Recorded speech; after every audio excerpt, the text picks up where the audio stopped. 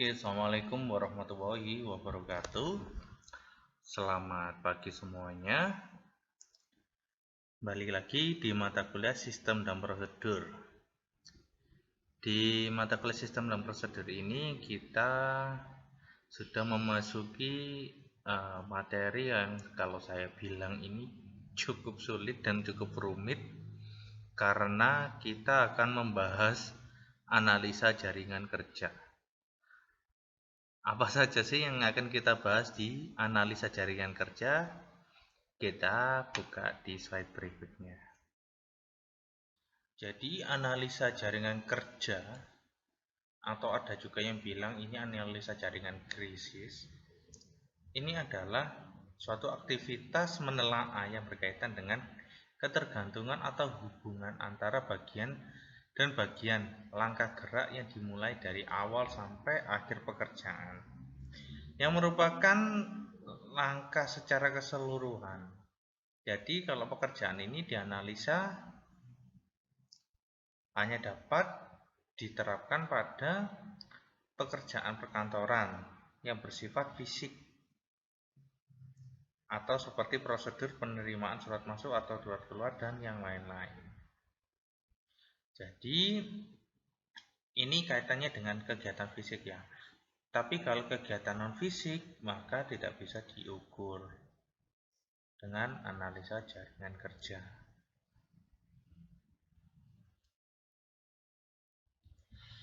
Jadi analisa jaringan kritis ini adalah metode untuk menghitung dan menentukan kegiatan-kegiatan yang harus menjadi prioritas dan tidak boleh mengalami keterlambatan dalam pengerjaan-pekerjaan.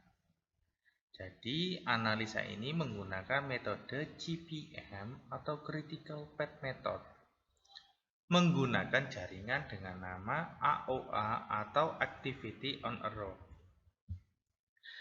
Jadi bentuknya ini adalah lingkaran, itu simbolisnya adalah peristiwa, dan ada garis lurus dan ada arah panah, itu berarti adalah langkahnya. Dan kalau ada garis lurus dengan putus-putus itu adalah dummy atau jalur terputus semu tanpa waktu sebagai jalan keluar.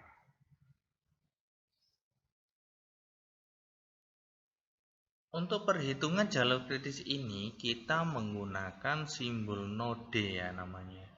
Jadi simbol node ini bentuknya bulat dengan dibagi menjadi 3. Yang sesuai dengan gambar ini, yang oranye ini ya. NI adalah nomor kejadian atau biasanya nomor prosesnya.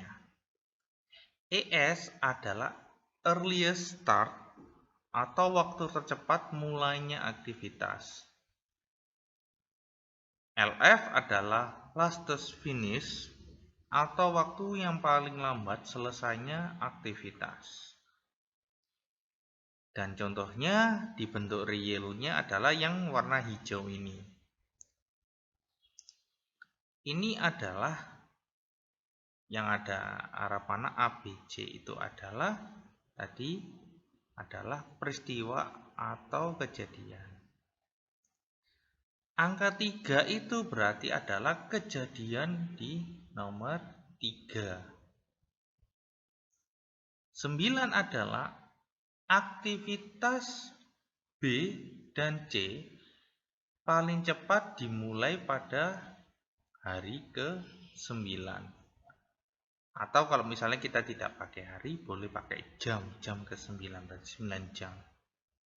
17 adalah aktivitas A yang paling lambat selesainya pada hari ke-17. Jadi kalau yang di atas adalah waktu paling cepat, yang bawah adalah waktu paling lambat.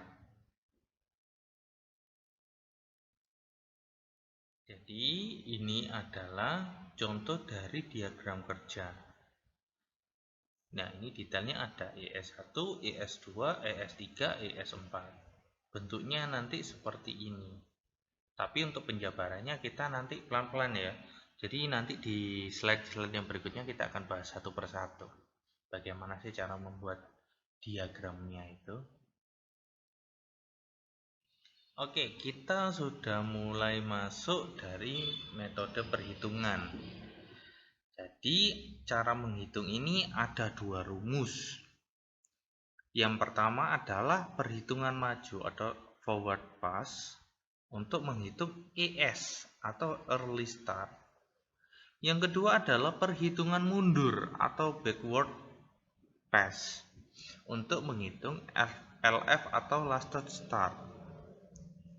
Metode ini bermanfaat untuk menentukan jadwal waktu dalam kegiatan. Jadi ES atau early start adalah waktu yang paling cepat memulai. EF adalah early finish, adalah waktu yang paling cepat untuk selesai. LS adalah last start atau waktu yang paling lambat untuk memulai. LF adalah last finish, adalah waktu yang paling lambat untuk selesai. Jadi dihafal ya. Jangan sampai keliru, simbolnya EF, ES, LS, LF itu apa aja. Untuk rumus perhitungannya adalah untuk menghitung ES adalah ini adalah rumusnya ya. Jadi ES N plus 1 sama dengan ES N ditambah waktu aktivitas. LF N sama dengan LF N-1 dikurangi waktu aktivitas. LS sama dengan LF dikurangi waktu aktivitas. EF sama dengan ES ditambah waktu aktivitas. Nanti kita jabarkan ya rumus ini di slide berikutnya. Oke, yang pertama kita akan bahas bagaimana sih perhitungan maju atau forward pass. Perhitungan maju dimulai dari node awal sampai node akhir. Nah, di contohnya ini yang digambar sebelah kanan ini ada 4 node, yaitu 1, 2, 3, 4. Pada node awal ditentukan nilai ES-nya mesti 0. Jadi itu ya. Yang pertama itu adalah IS-nya ditulis 0. Itu belum ada kegiatan apa-apa, early start-nya 0. Hitung nilai ES pada node berikutnya dengan menambahkan waktu kegiatan antara kedua node. Nah, ini contohnya dari ES1 ke ES2 itu ada kegiatan namanya A. A itu membutuhkan waktu 9 hari atau bisa pakai 9 jam. Kita tentukan dulu satuannya. Jadi A itu adalah 9 hari. Jadi dalam prosesnya ke IS1 ke IS2 dengan nama kegiatan A, nilai IS2-nya nanti jadi 9. Jadi coba kita jabarin ya. IS1 0 karena start. IS2 rumusnya sama dengan IS1 ditambah W atau waktu A. A itu nama kegiatannya. Jadi 0 ditambah 9 sama dengan 9. Ada lagi ES3. ES3 rumusnya adalah IS1 ditambah W B. B itu nama kegiatannya ya. Jadi 0 ini dari IS1 ditambah 10 sama dengan 10 jam atau 10 hari. Kita pakai hari aja biar gampang. Terus IS4. Nah, IS4 ini kan ada dua proses yang menuju ke IS4, yaitu kegiatan C dan D. Yang pertama kita akan bahas IS2 dulu. Dari IS2 ditambah W dari kegiatan C. Berarti tadi IS2 9 ditambah kegiatan C sama dengan 7 sama dengan nilainya 16. ES3 ditambah waktu W atau D kegiatan D adalah 15. Jadi 10 ditambah 15 sama dengan 25. Nah, ini kenapa ES4 ditulis 25, kenapa tidak 16? Karena ES4 itu adalah yang diambil adalah nilai terbesar, yaitu 25. Atau prosesnya dari ES3 ke ES4. Nah, ini yang kedua adalah metode perhitungan mundur. Jadi perhitungan dimulai dari node terakhir atau node yang 4 ya kalau di gambar ini. Bedanya apa? Tentukan nilai LF sama dengan nilai ES pada node terakhir. Jadi kalau tadi kita menghitung yang atas, sekarang kita menghitung yang bawah. Berarti waktu terbesar tadi disamakan, yaitu 25. 25 itu adalah dari perhitungan ES4 tadi. Hitung nilai LF pada node sebelumnya dengan menggunakan nilai waktu kegiatan yang menghubungkan kedua node dengan rumus LF N sama dengan LF N min 1 dikurangi waktu aktivitas. Jika ada beberapa kegiatan berasal dari dan ke node awal, maka ambil nilai LF yang terkecil. Nah, ini bedanya terkecil.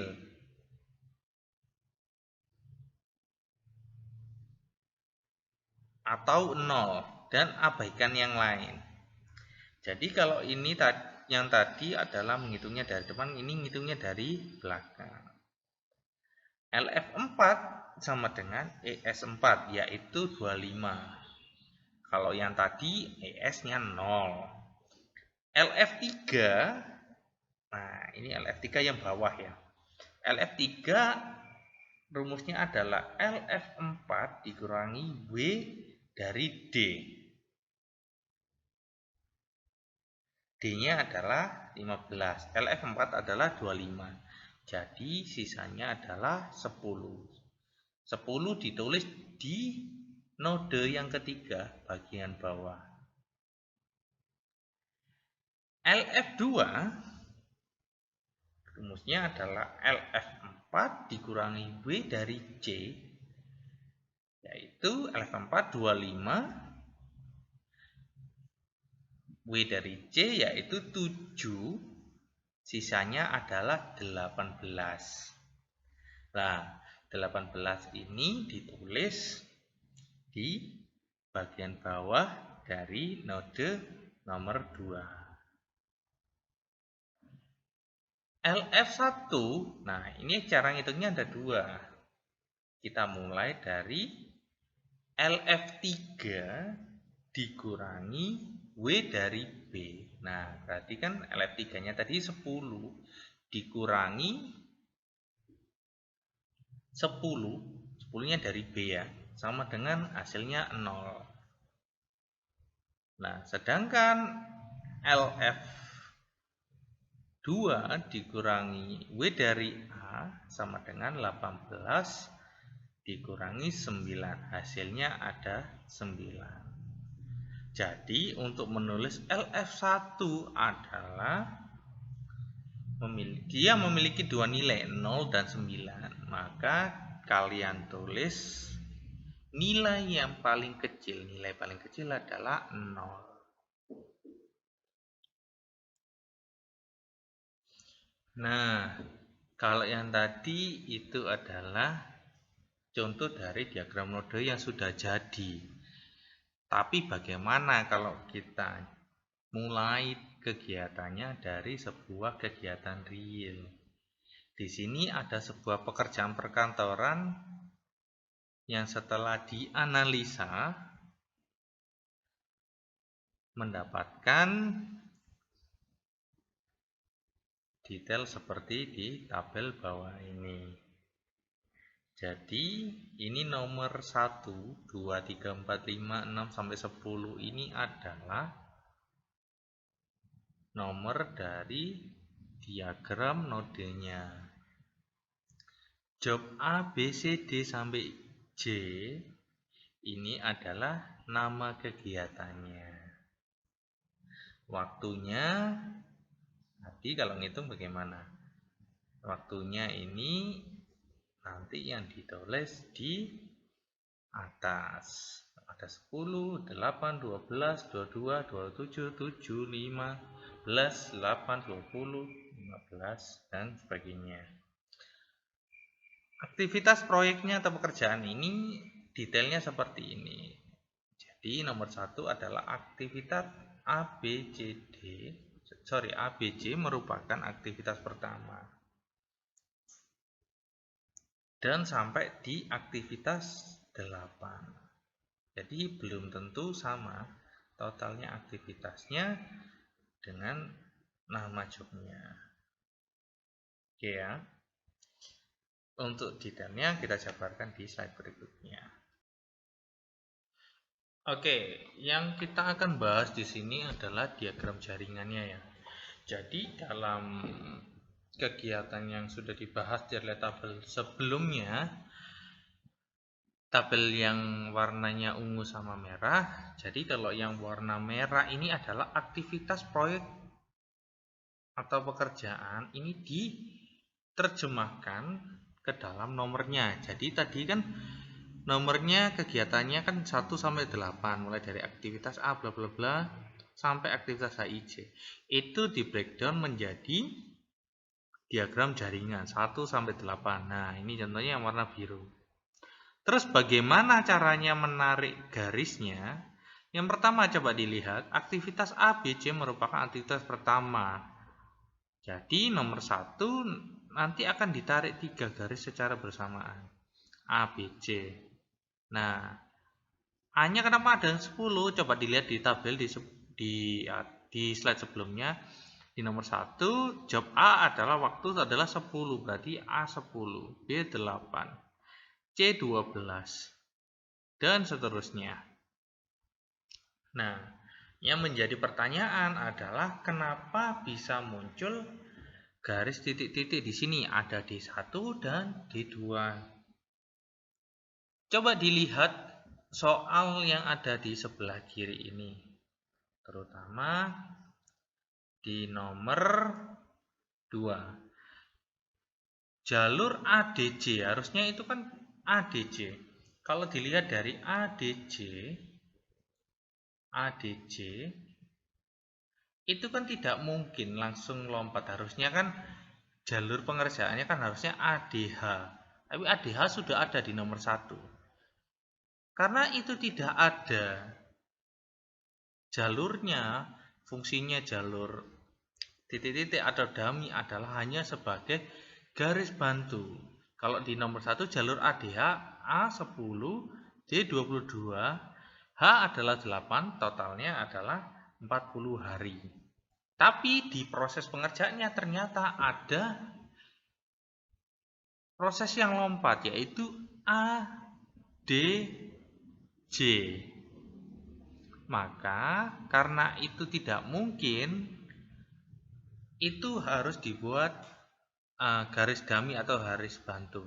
Nilainya garis dummy itu berapa? Nilainya adalah 0. Jadi bisa dimunculkan jalur A10, D22, D2 itu nilainya 0 plus J15, totalnya adalah 47 hari.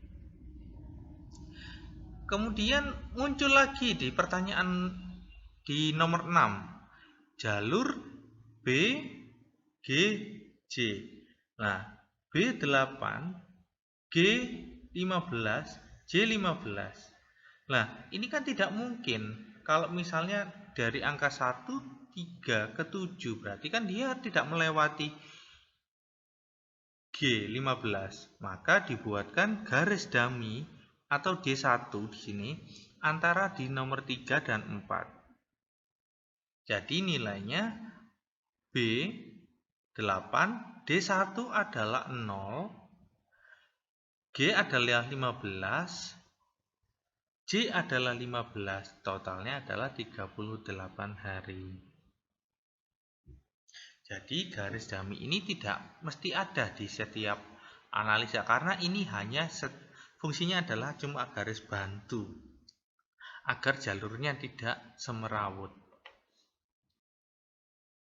Oke, kita akan menghitung ES pada jaringan. Yang kita hitung di sini nodenya adalah ada 8. Jadi node 1 karena ini masih titik awal, nilai ES-nya adalah 0. Di node 2 ada kegiatan yang mendahului, yaitu kegiatan A. Nilainya adalah 10. Jadi hasilnya adalah 10. Terus berikutnya di node 3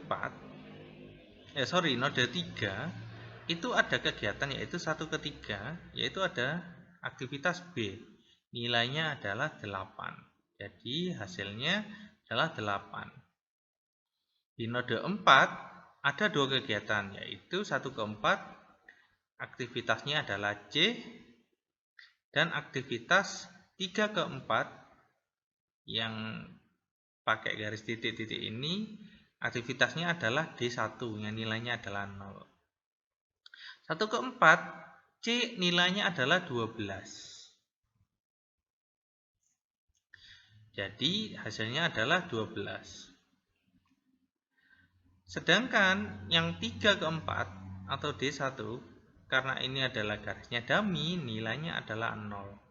Karena ini 0, jadi ES3 tambah WD1 sama dengan 8. Jadi ES-nya diambil yang paling besar. Jadi di sini yang terbesar adalah 12. Di dummy 5 ada 2 kegiatan, yaitu D dan E. Di D sendiri nilainya adalah 22. Sedangkan di E adalah nilainya adalah 27. Perhitungannya adalah antara 2 ke 5. Nilai sebelumnya di 2 adalah 10. Terus ditambah kegiatan D, nilainya adalah 22. Jadi totalnya adalah 32. Sedangkan di node 3 ke node 5 ada kegiatan E, nilainya adalah 27. Jadi rumusnya adalah ES3 ditambah WE sama dengan 8 ditambah 27 sama dengan 35. Jadi di node 5 ES-nya ditulis paling besar, yaitu 35. Di node 6, karena ini cuma ada satu garis antara 3 dan 6, maka yang dihitung adalah ES3 ditambah WF, jadi 7 ditambah 8. Jumlahnya adalah 15. Di node 7 ada 2 kegiatan yang melewati, yaitu yang pertama 4 ke 7, yang kedua adalah 5 ke 7. 5 ke 7 ini dummy ya. Jadi kita hitung satu-satu. Yang pertama 4 ke 7, jadi adalah ES4 ditambah WG. Jadi 15 ditambah 12, nilainya 27. Sedangkan 5 ke 7 ada rumusnya adalah ES5 ditambah WD2. Jadi 35 ditambah 0. 0-nya karena dia dummy ya. Jumlahnya adalah 35. ES-nya adalah diambil yang paling besar. Di node 8 karena dia ada 3 kegiatan, seperti yang ada di tabel ini ya, yang paling besar nilainya adalah antara 7 dan 8. 7 nilainya J nilainya 15 ditambah ES7 sama dengan 35 tambah 15 sama dengan 50. Jadi nilai ES terbesarnya adalah di J atau di kegiatan B. 7 atau 7 ke 8. Oke, untuk perhitungan LF pada jaringan hampir mirip caranya sama seperti yang tadi. Bedanya cara perhitungannya dimulai dari node 8 atau node akhir. Oke, kita bahas satu-satu ya. Di node 8 yang sudah tadi kan ES-nya yang berada di atas, ini LF-nya berada di bawah. Jadi nilainya 50. Rumusnya dari ES8 tadi. Oke, ke node nomor 7. Node nomor 7 berarti kalau dari angka 8 dia berarti mundur, cuma ada satu proses, yaitu 8 ke 7. J adalah 15. Jadi rumusnya adalah ES8 dikurangi BJ. ES8-nya tadi 50, BJ-nya 15. Berarti LF-nya adalah 35. Nomor 6. Aktivitasnya 8 ke 6 atau I. Rumusnya adalah ES8 dikurangi BI. ES8 tadi 50, I-nya 20. Nilainya tinggal 30. 30 ditaruh di node nomor 6 yang bagian bawah. Nomor 5. Node nomor 5 ada dua proses, yaitu dari node 8 dan node 7. Node 7-nya garis dummy ya. Kita hitung satu-satu. Dari 8 ke 5 berarti kan ES8 dikurangi WH. ES8 itu 50. WH-nya hanya adalah 8. Jadi 50 kurangi 8, 42. Sedangkan untuk 7 ke 5, nah ini 7 ke 5. Rumusnya adalah ES7 dikurangi WD2. ES7-nya 35, WD-nya 0 karena ini dummy. Terus LF-nya ditulis yang paling kecil. Kalau yang tadi ES ditulis yang paling besar. Kalau LF ditulis yang paling kecil. Nomor 4 node 4 itu cuma ada 7 ke 4. Nomor 3 itu ada 3 garis, yaitu 4 ke 3 pakai garis dummy D1, 6 ke 3 dan 5 ke 3. Jadi rumusnya seperti itu di tabel.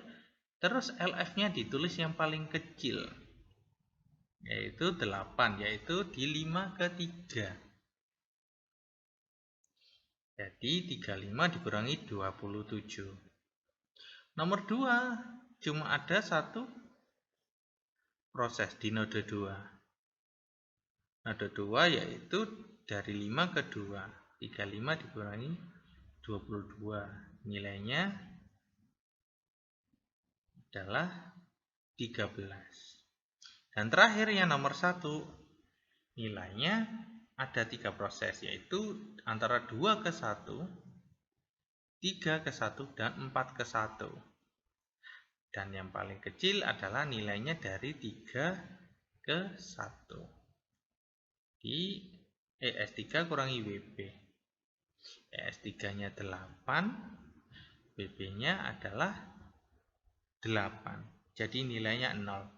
LF-nya ditulis yang paling kecil, nilainya adalah 0. Oke, untuk perhitungan LS dan EF, last start adalah waktu paling lambat untuk melakukan satu aktivitas dimulai, sedangkan EF ada earliest finish, waktu yang paling cepat untuk suatu aktivitas selesai. Rumusnya LS adalah LF dikurangi waktu aktivitas, sedangkan untuk EF, ES ditambah waktu aktivitas, sebaliknya ya.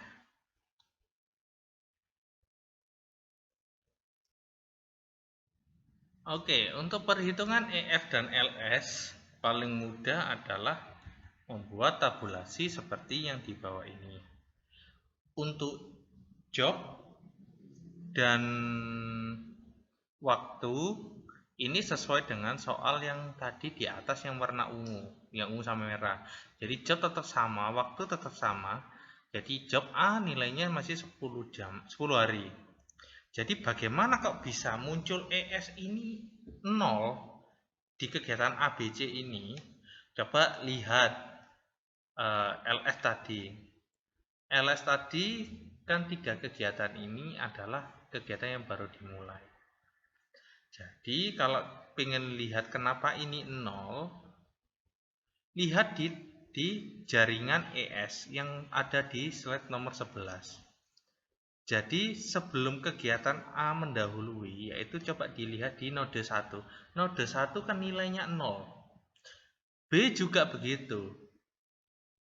B juga 0. C juga 0. Sementara di di job D sebelumnya adalah ada di node 2. Nilainya adalah 10. Jadi yang ditulis adalah nilai di sebelumnya, ada node sebelumnya. Coba dilihat di job E, berarti kalau E ini adalah ada hubungannya dengan node 3. Nilainya adalah 8. F sebelumnya juga ada di node 3. Nilainya sama. Nilainya adalah 8. Begitu seterusnya. Bedanya dengan yang LF adalah, coba kita lihat di job A. Job A yang dilihat adalah setelahnya. Jadi kalau job A itu mengarahkan ke node 2 berarti nilainya 13. Yang dilihat di LF adalah setelah kegiatan jobnya dilihat yang bagian bawah. Jadi kalau job A setelahnya yang dilihat adalah nilainya 13. Job B karena job B ke arah node 3 berarti nilainya 8. Di job C ini mengarahkan ke node 4. Nilainya di node 4 adalah 20. Dan seterusnya sampai ke C. Nah, bagaimana ngitungnya LS? LS ini rumusnya seperti yang kita bahas tadi. LS adalah LF dikurangi waktu. Jadi, untuk job A, LF-nya 13. Waktunya adalah 10. Nilai LS-nya berarti adalah 13 dikurangi 10, jadi 3. Job B, LS-nya 0. Kenapa? Karena di LF 8, waktu aslinya 8. Nilainya adalah 0. Begitu juga seterusnya. Sedangkan untuk EF ini adalah rumusnya sebaliknya. Untuk rumus EF adalah ES ditambah dengan waktu yang ada di nomor 1. Jadi ES kalau yang job A, ES-nya 0 ditambah waktu nilainya berarti 10. EF di job B berarti nilainya adalah ES ditambah waktu. Berarti nilainya 8 ditambah 0 ditambah 8, nilainya adalah 8. Begitu juga seterusnya ke bawah sampai di job J. Oke, ini adalah tabel yang tadi, masih sama ya. Saya ajarkan bagaimana cara bacanya.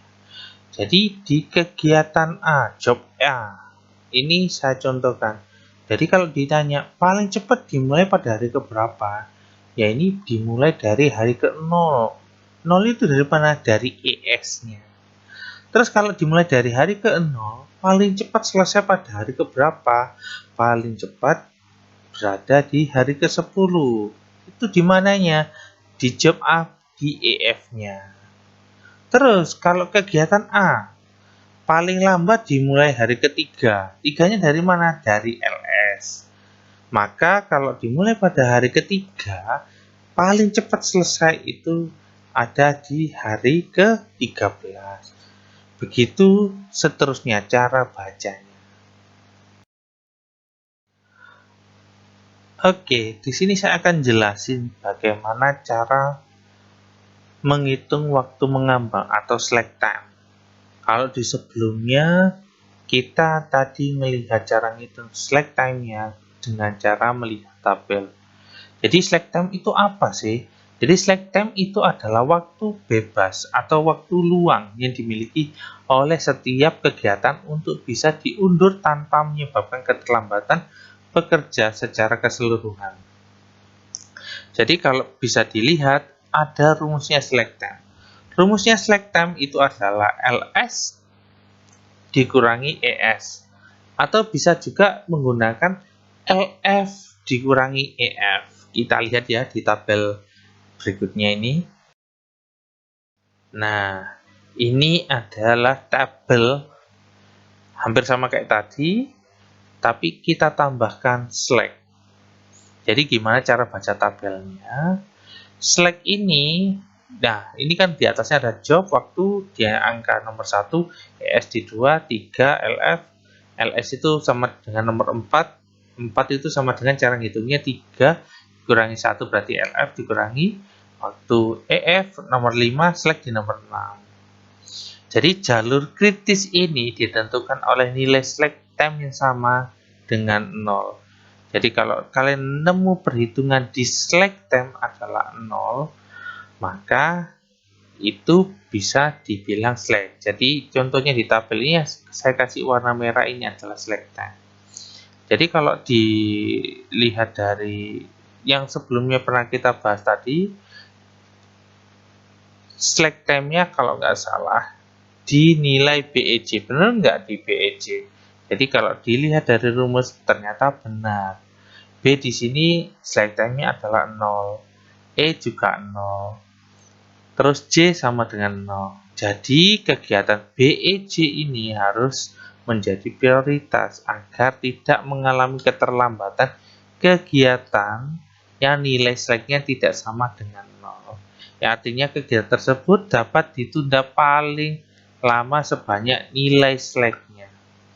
Jadi misalnya contoh kegiatan A, slack time-nya adalah 3 jam atau 3 hari, maka maksimal slack time-nya adalah 3 jam atau 3 hari.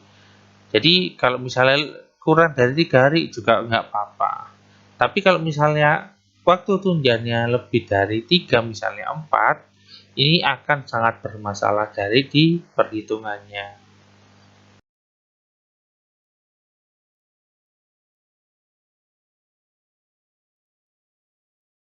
Oke, terima kasih atas pertemuannya.